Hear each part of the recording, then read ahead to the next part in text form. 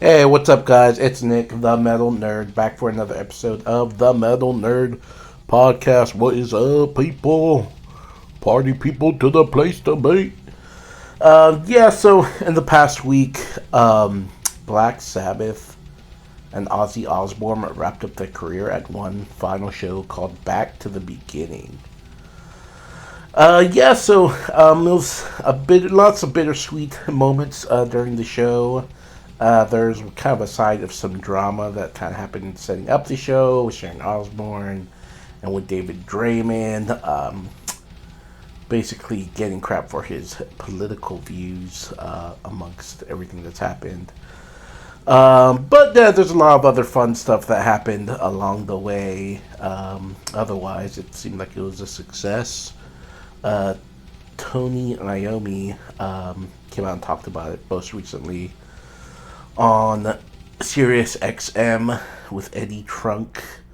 He basically gave a behind the scenes talk about, what it was like setting up the show, overall how it went, maybe some of their concerns regarding Ozzy and him being sick. But let's just listen to a little bit of it.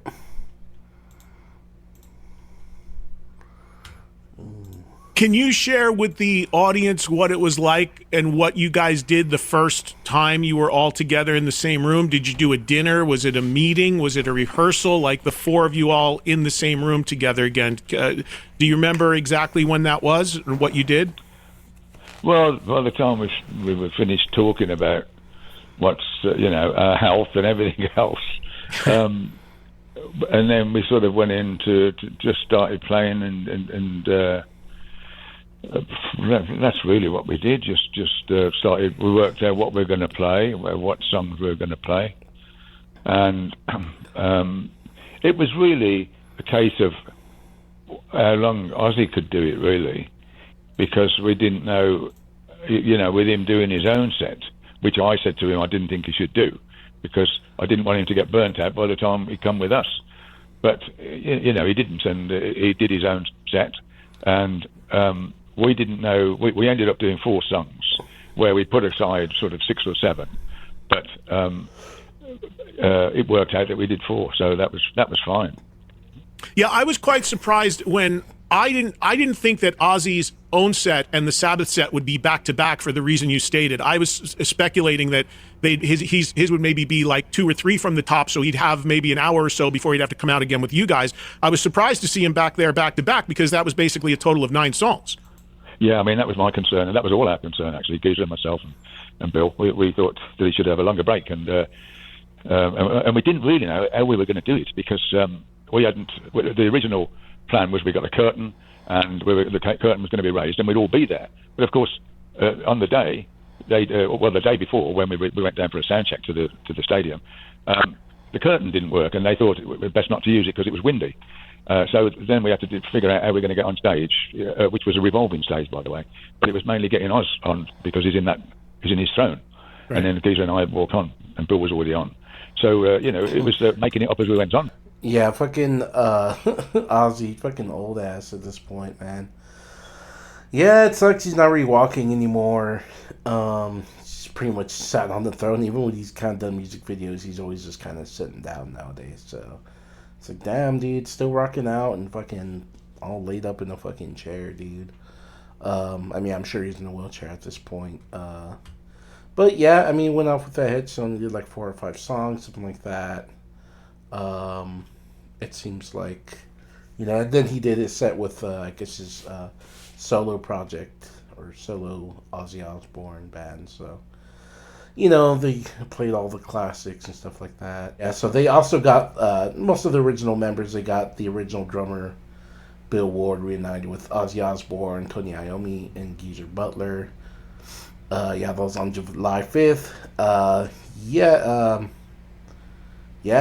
Marked the first time the lineup had been back on stage since 2005. Ward was replaced by other drummers during that time. It's been a while since he's probably played a show with them. Back to the Beginning serves as a powerful and emotional conclusion, not just for Black Sabbath, but for Ozzy Osbourne as a performing artist.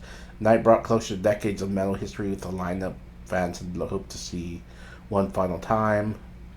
Following the show, Ward took to social media to thank fans and reflect on the experience, saying it meant everything to him be part of the final chapter. His heartfelt words and return to the stage give Black Sabbath the most fitting send-off imaginable, with all 4 members standing together one last time. So Bill Ward to pack the third suitcase preparation, go back to America. The handshakes and embraces and kind words from fellow musicians still foremost in my often fading memory. Worthwhile, long-lasting holding, they punctuate how much we have missed each other. To be with Iron Man and War Pigs to slam and reach for my undone musical parts, and for however briefly be in the reality of memories, thanks to Tony, Geezer, and Oz, the crews, everyone that put it together, and most important, some metalheads and bodies who had embraced so much and give their love fanatically. To all, thank you. You are truly immortal.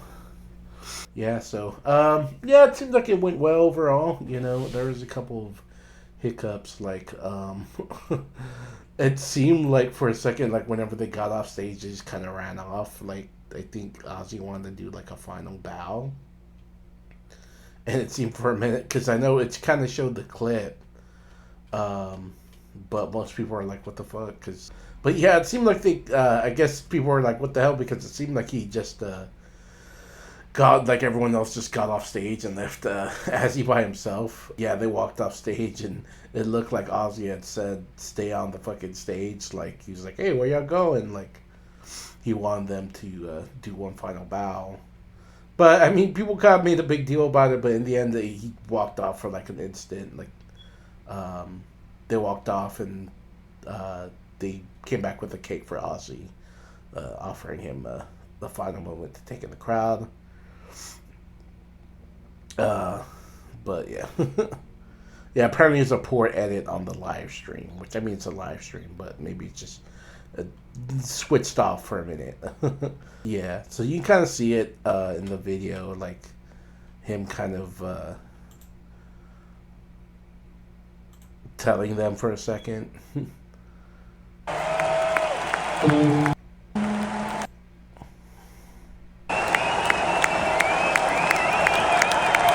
Oh yeah. Oh.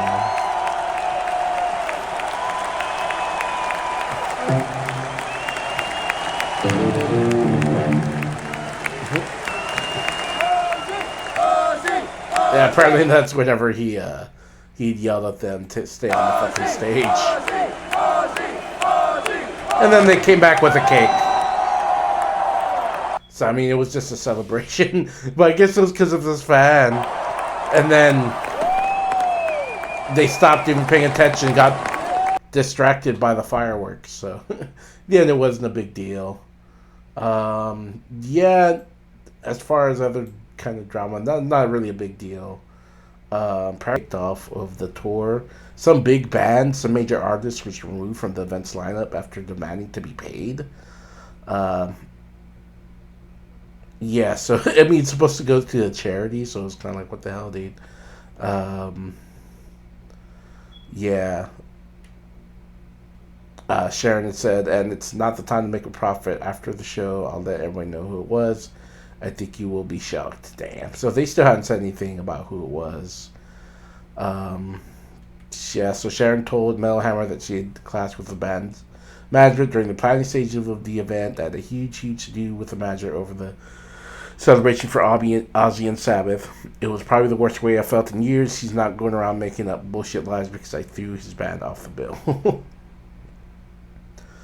She clarified it was not Iron Maiden quelling expectation due to, I guess, the band's past feud with them during the 2005 Ozfest tour. Some people said it's Tool. But it seems like, what's his name, the solo act, Maynard James Keenan, was still playing. So yeah, and people were wondering if it was Megadeth or what.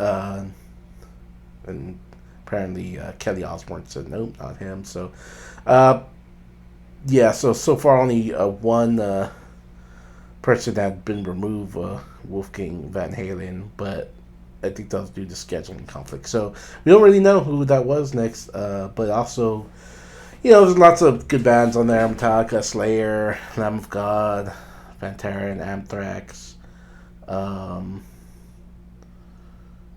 The event was produced by Live Nation, live streamed globally by Mercury Studios in partnership with, I don't even know what that is, and hosted by actor Jason Momoa. So I guess he went out and talked. He was there in the pit somewhere. You can find it, but he kind of ran out into the pit during the middle of the set.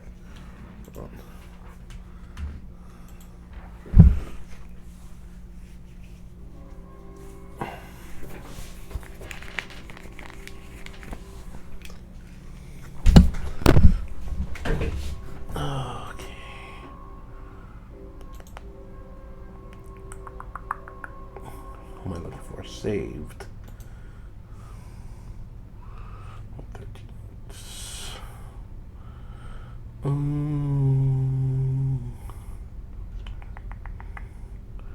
Oh yeah. I heard there's like a clip of Jason Momoa.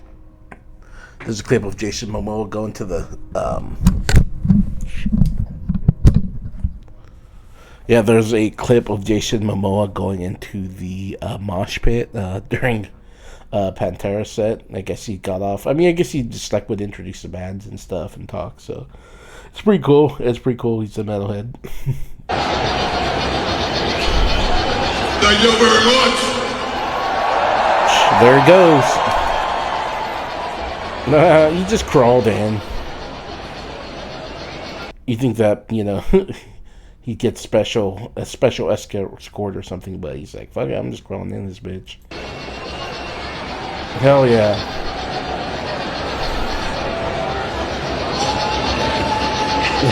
He's like, excuse me, I'm trying to make my way to the mosh pit. Please. Hey, this set goes out to Dimebag and Vince. And all your massive Black Sabbath people out there. There we go. Hey, Sakurai, check it. There's the pit. Hell yeah, dude. Oh, fuck.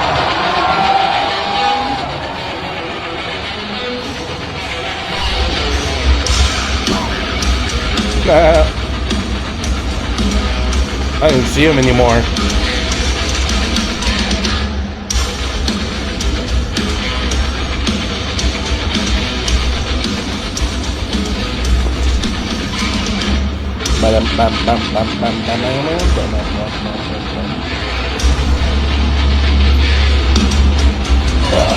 Come on! I don't re-listen to Pantera that much anymore, but I mean that will always be like probably one of my favorite jams, is Cowboys from Hell.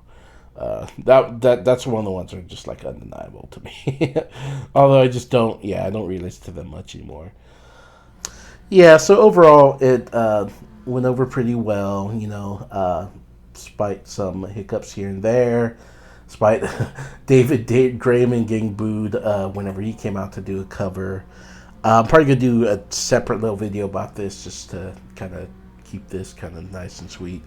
But yeah, he was booed. Not off stage. People kind of exaggerated and said he was booed off stage, but he was just booed whenever he walked on stage to do a cover with a supergroup. And because of his pro-Israel, pro-genocide stances. But, we'll get into that a little bit later on. Some of the cooler stuff that happened is that Lamb of God did do a performance, and they did a surprise release of the cover Children of the Grave by Black Sabbath. So during their set Back to the Beginning, they did the live performance of the song. And then, they pretty much released the actual recorded version. Y'all go check that out, Spotify and whatnot. So Mark Morton commented on, he said, Lamb of God being invited to perform with Black Sabbath at their final show is one of the greatest honors of my career. As an offering to the celebration, we record our take on the classic Children of the Grave, a process song with lyrics that are as relevant today as they were in 1971 when the song was released. He said, Black Sabbath invented heavy metal. In doing so, they changed the world. This genre that they created brings immeasurable joy to fans all over the world. We are so grateful to have the heavy metal community to call our home, and so grateful to Black Sabbath for the gift of music that they've given to us all. That's sweet. Yeah, it's true. They really started it all, really paved the way for other metalheads, and just bringing the cult into it and all this crazy shit, and just made it super cool and fun, and just championed the overall fucking heavy metal scene. Fucking sick. And then Jack Black did a cover of Mr. Crawley. He played with Tom Morello's son, Roland Morello, Rebel Young Ian, son of Anthrax's Scott Ian, a couple other people. There wasn't a live performance, but they released something because of the concert.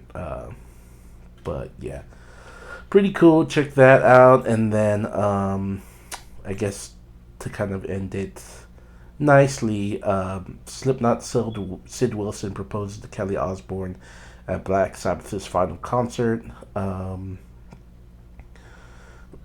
He proposed backstage. In the video of the moment Kelly shared on Instagram, Wilson can be seen telling his future bride, Kelly, you know I love you more than anything in the world, before Ozzy jokingly interrupts, fuck off, you're not marrying my daughter. For laughing off Ozzy's comment, Wilson continued, telling Kelly, nothing would make me happier than spend the rest of my life with you. So in front of your family and all of your friends, Kelly, will you marry me? Kelly then nodded her head yes before Wilson slipped the ring on her finger. They embraced in a long hug while friends and family, including Sharon and Kelly's brother Jack, erupted into cheers. Kelly and Sid welcomed their first child, a boy named Sydney, in 2022. That's funny. But yeah, let me see. Is the video down here?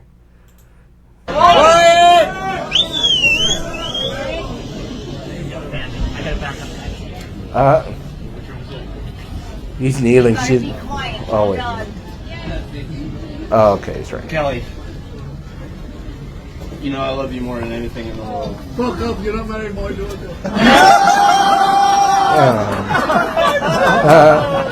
Nothing would make me happier than to spend the rest of my life with you. In front of your family and all of our friends. Kelly, will you marry me?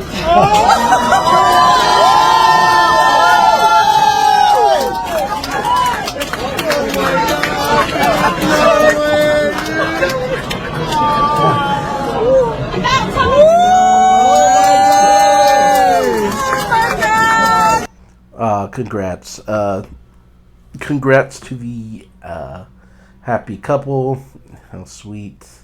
A very sweet way to end the event in the evening. But I mean, shit, Ozzy made it, man. You did it.